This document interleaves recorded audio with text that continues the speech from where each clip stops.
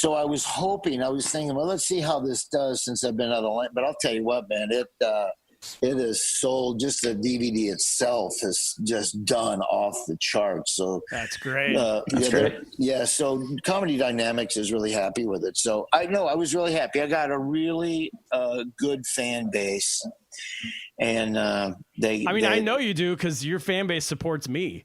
Yeah, no, they do. They like supporting stuff that's funny, and they don't like to get preached at about stuff. They just want funny comedy. And the whole reason I started the label is because there's a lot of guys like you that are really funny that need to be heard, and thanks, man. You got these big record companies, unless you're already out there selling out theaters and stuff, they're not even going to take a chance on you. So I just thought it was a good idea to start signing some guys that I think are funny, because I know if I think they're funny, people will think they're funny.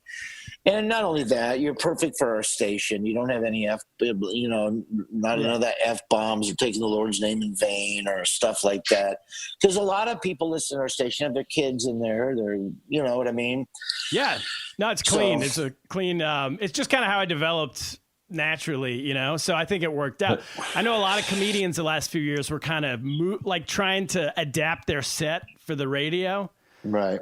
And thank you, but it also kind of just worked out that's where the set was anyway. It was clean, Right. No, it was awesome. And I'm happy to sign you. I mean, they get requests, Morale takes the requests, and I know that your name comes up a lot. Wow, that's cool. So we play stuff as much as we can.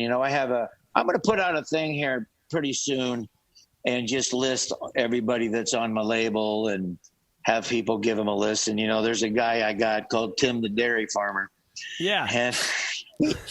And I know people would think Tim the Dairy Farmer, but man, that guy he was only working at ag conventions. Wow. Okay. And farm stuff. And I find that, because I grew up like he did, so I find all of his stuff hilarious. So I signed him, and man, he gets some pretty good play out there. That's awesome. How'd you hear him? How did I hear Tim the Dairy Farmer? Somebody sent me. You know what? I heard a clip of him doing something that somebody sent me, and I'm like, oh man, Tim the Dairy Farmer, and so that's a great name. Yeah, and so I got a hold of him and told him, I said, man, your stuff is really funny, and so I told him I wanted to sign him, and he said, yeah, but he goes, make sure you get my name right, because a lot of people can confuse me with Cow Patty Tom. That's not even that's a common mistake amongst audiences. Tim the Dairy Farmer gets confused with Cow Patty Tom. It's kind of like that Tom Bosley, the Happy Days guy and the Charlie's Angels guy. People always confuse those two. Yeah.